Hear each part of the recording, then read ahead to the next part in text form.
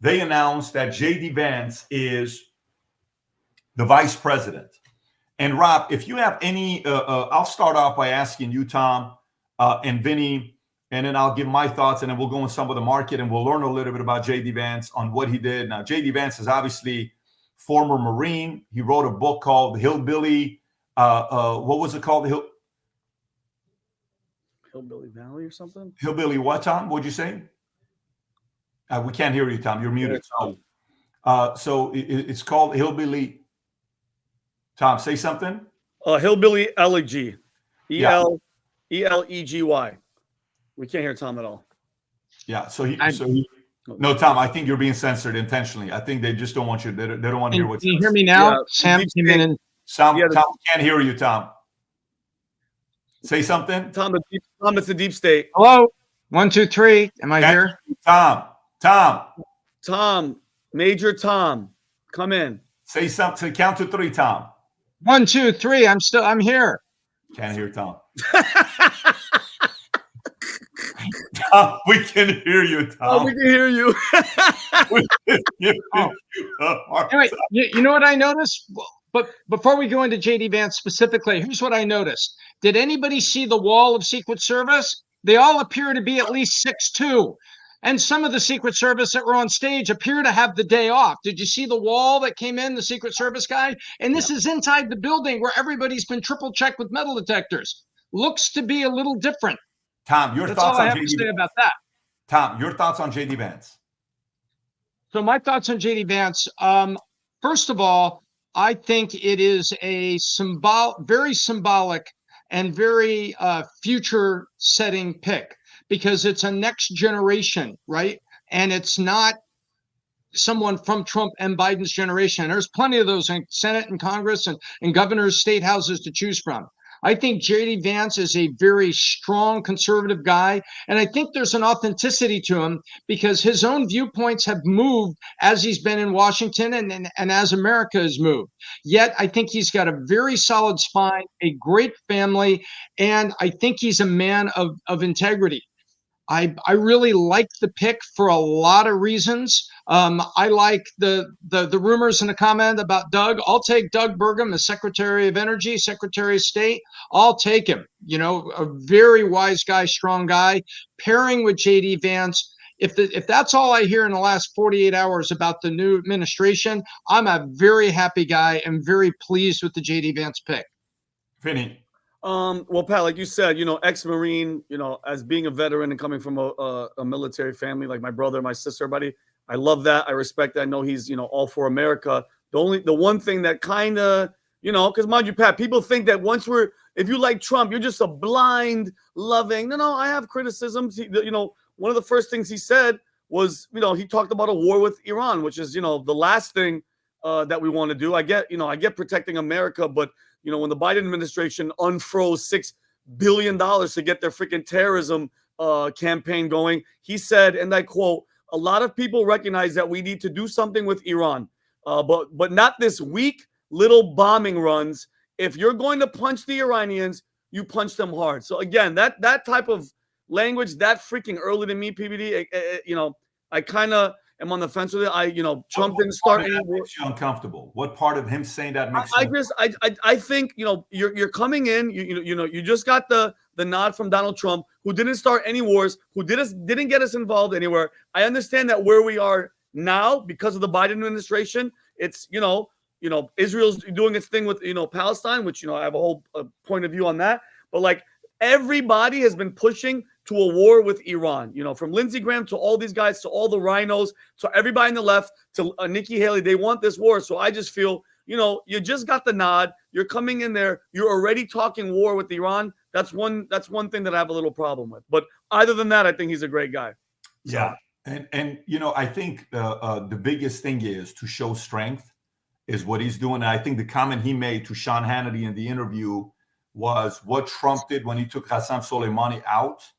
And he showed strength immediately. And then Iran, fake bombed a place that nobody cares about, that nobody was there just to show strength, and they didn't. I think that's what he meant by that. Well, I have a complete different opinion about this year's 2024 VP candidate. And I said that earlier yesterday on Twitter. Vinny, President Trump could have called you and asked you or Tom to be the VP. He would have made it work.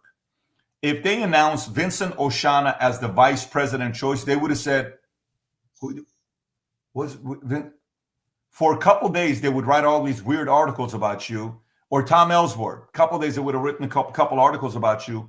Then they would have moved on. Why am I saying this? This is not to take anything away from JD. JD's a future star of the party. Some people think he's going to run for office. This is a guy that talks about his grandmother cursed like a sailor, and his mother dealt with, drugs and alcohol, and she had challenges with that, but she's been sober for over 10 years. And then his father was abusive, and both him and his mother experienced domestic violence. What it was like, apparently, because the father was very abusive. Gets out, goes to the Marines 4 years, then goes to Ohio State University, I believe, then goes to Yale, which, by the way, at Yale, him and Vivek went to school together, and he's got 3 kids. JD Vance has got 3 kids, of which one of his kids is named Vivek. I believe his youngest kid is named Vivek. Oh, wow. And they came from the same school. By the way, Rob, I don't know if you have a picture of him, and if you type in Vivek Ramaswamy and JD Vance, Yale, you'll see a picture of them next to each other, including one other name, by the way, which is Pete Buttigieg. While they were, I think there is a picture of Pete Buttigieg, but I think that's when they were asking a presidential candidate a question. Well, you should be able to pull up a picture of JD Vance and Vivek. And when they asked Vivek immediately said, great choice. Couldn't have gone better. This is a legacy. The best duo. Vivek, the reaction he had was such a classy reaction on the way he went about it. But let me get back to this. The reason why I say it doesn't matter who was the VP choice, obviously, I'm being a little bit, to try to make my point, sarcastic, that it doesn't matter at all. You need somebody that is qualified.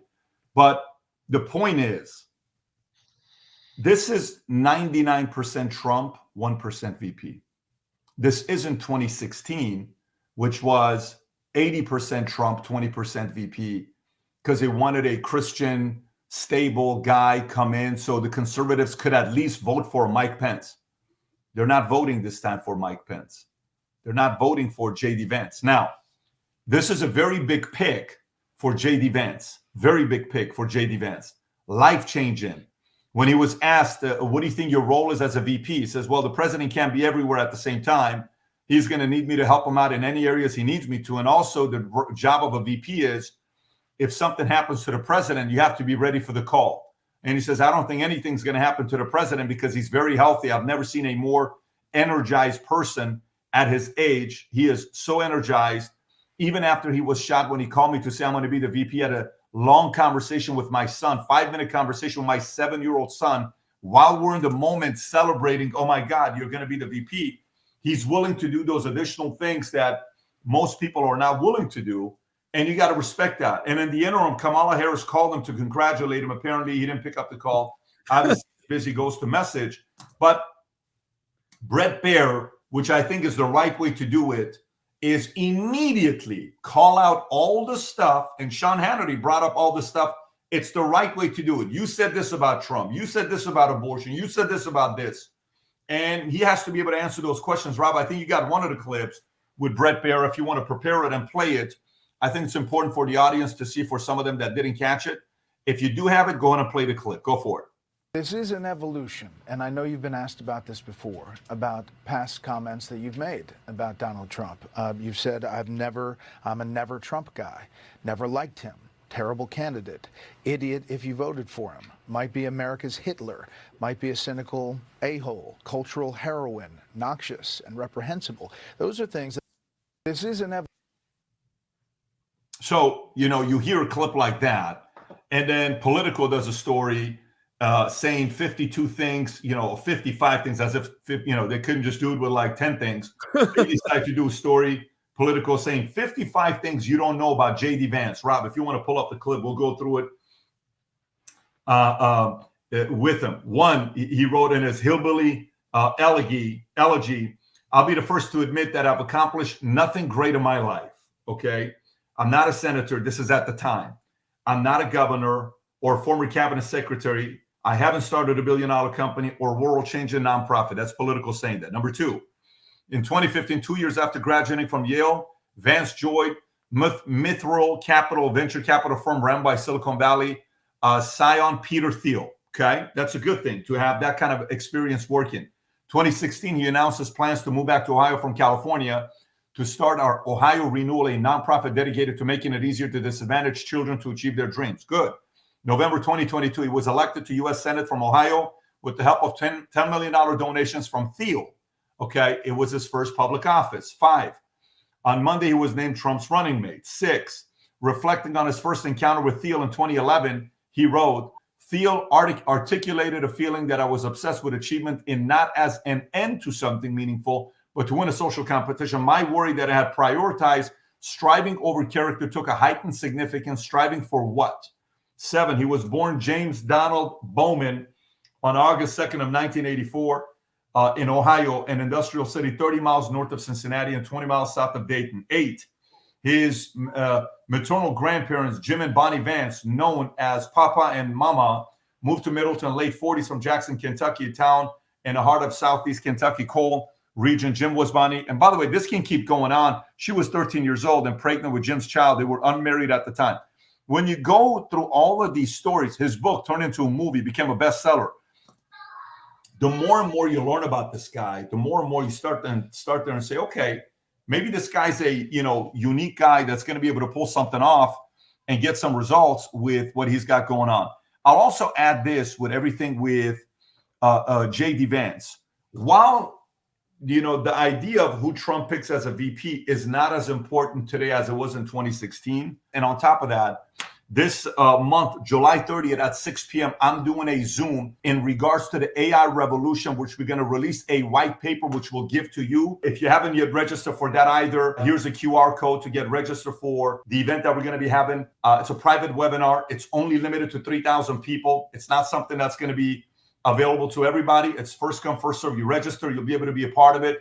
Rob, if you have that flyer to show for the AI revolution Zoom that we're hosting as well, so people can go on the QR code and get registered, that'd be great. It's that right there. Just go on that QR code, register for it. AI is here for business. A lot of people are leveraging it to win and take their businesses to the next level. It's how we took our business to take the valuation of it 3x more than what it was. We went from 5 times EBITDA to 15 times EBITDA. We're doing this webinar this month, free, but you got to make sure you get a spot on it. Again, July 30th, Tuesday, 6 p.m. Eastern Standard Time. Go to the QR code to get registered. So if you like this clip and you want to watch another one, click right here. And if you want to watch the entire podcast, click right here.